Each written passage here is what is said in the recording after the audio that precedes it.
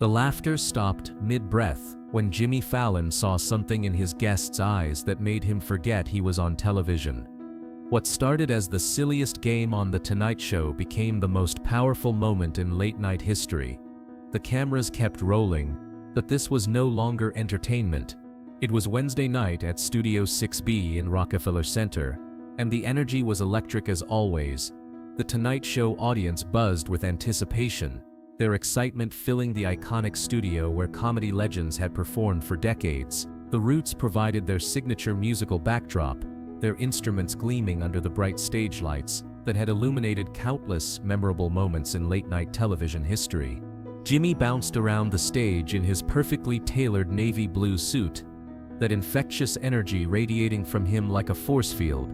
His enthusiasm was genuine and unforced, the kind of natural charisma that had made him America's sweetheart and the undisputed king of late-night television. For 15 years, Jimmy had mastered the art of making every guest feel like the most important person in the world. Tonight's guest was Michael Chen, a 34-year-old elementary school music teacher from Portland, Oregon, who had gone viral for teaching his students through beatboxing.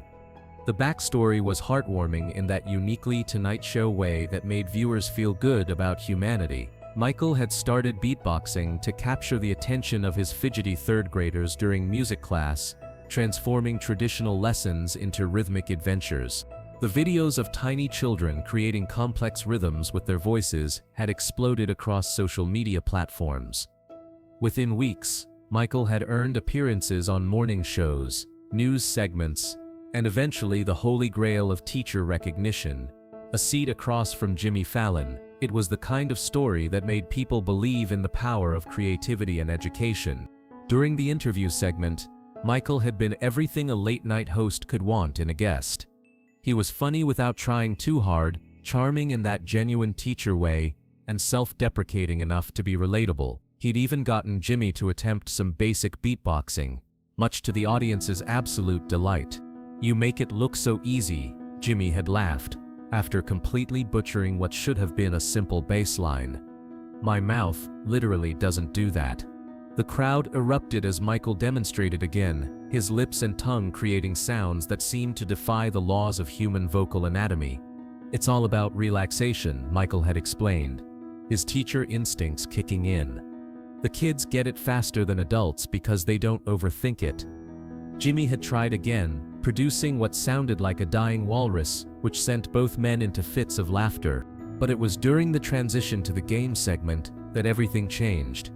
As the commercial break ended and they returned to air, Jimmy's producer had suggested the silence game through his earpiece. It was a classic Tonight Show bit, simple but effective comedy gold that relied purely on physical humor.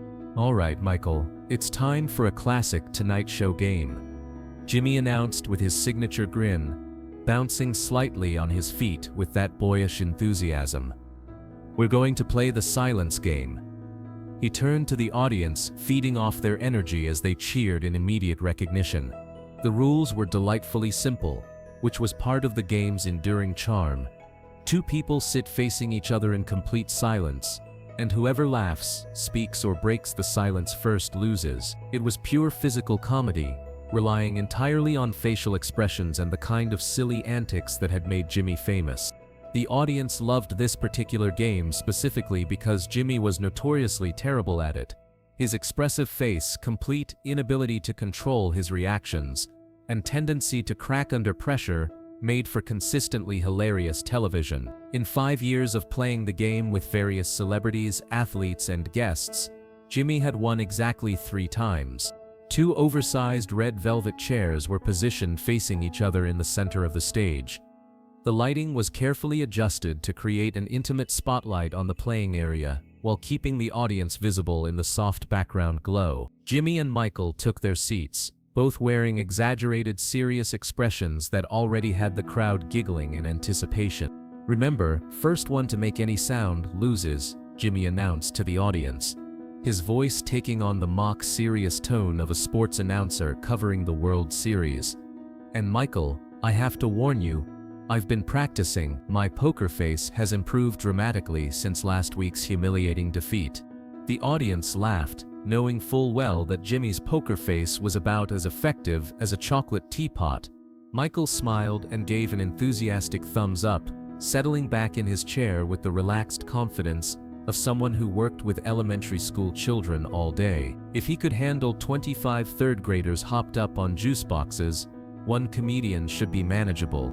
The clock started, and Jimmy immediately began his usual arsenal of ridiculous tactics. He raised his eyebrows so high they nearly disappeared into his carefully styled hairline, pursed his lips like he was kissing an invisible fish, and bulged his eyes in ways that seemed to defy basic human anatomy. The audience giggled in delighted anticipation, waiting for either man to crack, but something was wrong, and Jimmy noticed it immediately. In his 15 years of hosting, meeting thousands of guests from every walk of life, he'd developed an almost supernatural instinct for reading people. He could sense the smallest shifts in energy, emotion, or comfort level. Michael wasn't reacting to Jimmy's comedy gold the way guests usually did. His expression wasn't one of someone trying desperately not to laugh at ridiculous facial contortions. It was something deeper, more intense, more focused. Michael's eyes held a kind of desperate concentration, like he was trying to memorize every single detail of Jimmy's performance, every gesture, every expression. Jimmy's comedian brain told him to escalate, to pull out bigger gestures and sillier expressions. But something in Michael's unwavering gaze made him pause. There was an intensity there that transcended the silly game they were supposed to be playing. Something that spoke of deeper purpose. The studio fell silent, except for the low hum of stage lights and the distant whisper of air conditioning systems. Even the audience seemed to sense instinctively that this wasn't typical Tonight Show fare anymore. The usual giggles and anticipatory murmurs faded as people leaned forward in their seats, sensing something significant was happening. Jimmy stopped making faces entirely and simply stared back at Michael, recognizing something profound and inexplicable in that unwavering, almost desperate gaze. 30 seconds passed, which was already longer than most silence game rounds lasted. Then a full minute ticked by. The longest anyone had ever lasted in the silence game was 43 seconds, achieved by a professional mime who had appeared the previous year. But neither Jimmy nor Michael seemed interested in winning anymore. This had become something else entirely, something that transcended competition or comedy. That's when Jimmy saw it. A single tear, crystal clear under the bright studio lights, slowly making its way down Michael's left cheek. But remarkably, his expression hadn't changed at all. He wasn't sad or upset or emotional in any obvious way that Jimmy could identify. He was still concentrated, still focused with that same desperate intensity. The tears seemed somehow disconnected from any facial expression Jimmy could read, which made it even more unsettling. Jimmy's comedian instincts kicked in immediately and powerfully. Every fiber of his being, every professional instinct he'd developed over decades of performance, told him to make a joke, to acknowledge the moment with humor, to lighten whatever heavy energy was building in the studio. But something deeper, something fundamentally human, made him resist that well-trained impulse. Instead, he tilted his head slightly to the side in a gesture so small it was barely perceptible to the cameras. But it was clearly a question, a silent inquiry that communicated, "Are you okay? What's happening here?" Michael blinked once, slowly and deliberately, and his lips moved almost imperceptibly. No sound came out, of course, but Jimmy could read the words clearly from their close proximity. Last time. Two simple words that hit Jimmy like a physical blow to the chest. The studio was completely quiet now. A silence so profound and heavy that it seemed to have weight and substance, pressing down on everyone present. Even the audience seemed to understand instinctively that they were witnessing something unprecedented and deeply significant. Jimmy leaned forward slightly, his brow furrowing with genuine concern and growing confusion. His host instincts, honed by years of experience, told him to make a joke, to break the building tension, to get the show back on its familiar, comfortable track. But every human instinct told him to stay present, to stay focused entirely on Michael. Then Michael did something that broke every game show rule. every television protocol, every carefully maintained boundary between performer and audience that had ever existed in the medium. He reached up slowly and deliberately pointed to his ears, then shook his head gently from side to side. The gesture was small, almost imperceptible to anyone not paying extremely close attention. But Jimmy understood immediately, and the realization hit him like a freight train traveling at full speed. Jimmy's eyes widened as understanding crashed over him in a devastating wave. His mouth opened slightly, but no sound came out. For the first time in his professional career, Jimmy Fallon was truly completely speechless. Michael continued to stare at Jimmy with that intense focus, that desperate concentration that now made perfect and heartbreaking sense. His lips moved again, forming words that only Jimmy could understand from their close position. 6 months. Progressive hearing loss. Tonight might be the last time I hear your voice clearly. The cameras kept rolling, capturing every second of this completely unscripted, unrehearsed moment of pure human connection. In the control room, the director had stopped giving instructions through headsets. Camera operators forgot about their carefully planned shots and simply watched this unprecedented moment unfold. Behind the scenes, producers who usually managed every second of airtime with military precision found themselves frozen in place. This wasn't in any script, wasn't part of any plan, wasn't something they'd prepared for, but everyone understood instinctively that they were witnessing something that transcended television entirely. Jimmy's professional composure, built and reinforced over decades of performing under pressure, crumbled completely in that moment. He wasn't the host of The Tonight Show anymore. He wasn't a comedian or entertainer or celebrity. He was just a man sitting across from another man who was losing something irreplaceable, something that most people take for granted every single day of their lives. Jimmy's own eyes filled with tears as the full magnitude of the moment settled over him like a heavy blanket.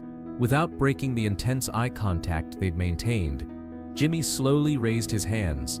His fingers moved carefully and deliberately, forming the letters he'd learned for a comedy sketch years earlier, but never thought he'd actually need to use. "I'm sorry," he signed, the movements clear and precise. Michael's face transformed completely, and instantly. The desperate concentration gave way to the most genuine, radiant smile the studio had ever seen. He nodded once, and signed back, his own movements fluid and practiced, clearly the result of months of preparation. "Thank you for making me laugh when I needed it most." The audience watched in amazed silence as these two men communicated without words, sharing something deeper and more meaningful than any comedy bit could ever provide. Jimmy had connected with thousands of guests over the years, but he'd never felt more connected to another human being on his stage. Slowly, deliberately, Jimmy stood up from his chair. He walked around to Michael's side, knelt beside him without any concern for his expensive suit or his perfectly styled hair, and placed a gentle hand on his shoulder. "Ladies and gentlemen," Jimmy said, speaking directly into the microphone clipped to his jacket, his voice steady despite the emotion clearly visible in his eyes. "We're going to do something different tonight." He turned to face the main camera, the one that would carry his words to millions of viewers across the country and around the world. "Michael here is a music teacher from Portland who's been dealing with progressive hearing loss. Tonight might be one of the last times he experiences sound the way most of us do." The studio erupted in supportive applause, but Jimmy held up his hand for quiet. The gesture was gentle but unmistakably authoritative, and the audience immediately understood this moment called for something different than their usual enthusiastic response. "So we're going to give him something special," Jimmy continued, his voice carrying the weight of absolute sincerity. "Roots, can you play What a Wonderful World?" Questlove didn't hesitate for even a second. The gentle, familiar melody filled the studio as Jimmy helped Michael to his feet. Together, they stood center stage while Jimmy began to sign along to the lyrics, teaching the audience basic signs for wonderful world and love. The segment that was supposed to last 3 minutes stretched to 15, then 20. Nobody in the studio cared about the schedule, about commercial breaks, about anything except this moment of pure human connection. The cameras caught every gesture, every tear, every smile. As the song reached its emotional crescendo, Michael pulled Jimmy into an embrace that lasted longer than any scripted hug in television history. When they separated, Michael spoke his final words on The Tonight Show, his voice thick with emotion but clear and strong. "This is how I want to remember sound," he said, looking directly into Jimmy's eyes. "With laughter, with music, with kindness. Thank you for giving me that." Jimmy couldn't speak. Words seemed completely inadequate, utterly insufficient for what was happening between them in that moment. He simply nodded and squeezed Michael's hand tightly, understanding that some experiences transcend language entirely. The audience rose to their feet in perfect unison, but this wasn't the typical TV applause they'd given hundreds of times before. This was something deeper, a recognition of something sacred and completely unrepeatable. The episode aired exactly as it happened, completely unedited and raw. Within hours, it had been viewed millions of times across every social media platform imaginable, not because it was funny, not because it was entertaining in the traditional sense, but because it reminded people what television could be at its absolute best. 6 months later, Jimmy learned that Michael's hearing loss had progressed exactly as doctors had predicted. But he also learned something else that filled him with pride. Michael had started teaching sign language alongside music, creating an innovative program for deaf and hard of hearing students. The night on The Tonight Show had given him a new purpose, a new way to connect with children who might be facing their own challenges. Jimmy kept the red chairs from that night's game in his office, a daily reminder that the most powerful moments happen when you stop trying to be funny and start trying to be human. Subscribe and leave a comment, because some stories change everything. Share this with someone who needs to remember that kindness speaks every language. The silence game became something different after that night. Not about comedy anymore, but about connection. About really seeing the person sitting across from you. Because sometimes the most important conversations happen without any words at all.